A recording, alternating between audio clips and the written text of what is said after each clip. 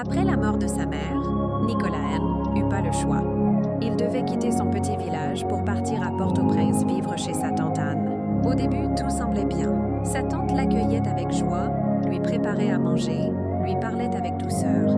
Nicolas croyait qu'il allait enfin trouver un peu de repos après tant de douleur. Mais 2 mois plus tard, tout changea. L'accueil disparut, la douceur aussi.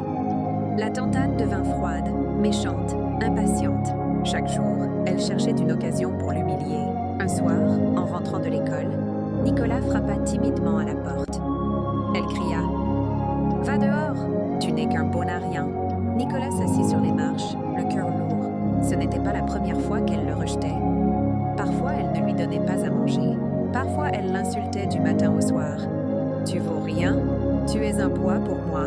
Mais malgré tout, Nicolas ne se rebellait jamais. Il avait une force intérieure que sa tante ne comprenait pas, sa relation avec Dieu. Tous les jours, même avec ses vêtements déchirés et ses chaussures fatiguées, il se rendait à l'église. Il arrivait avant tout le monde, s'asseyait au premier banc et priait en silence. « Seigneur, donne-moi la force. Je sais que tu me vois. » Le pasteur et quelques membres de l'église le regardaient avec admiration. Comment un enfant si maltraité pouvait-il être si fidèle, si calme, si discipliné?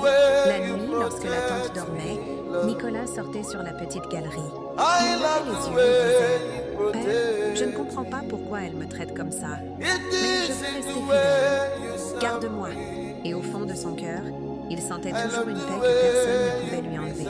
Sans le savoir, Nicolas était en train d'être formé, renforcé, préparé. Ce que sa tante disait pour l'écraser, Dieu l'utilisait pour le construire. Ce que les gens ignoraient, Dieu le voyait. Ce que Nicolas souffrait en silence, Dieu le transformait en force.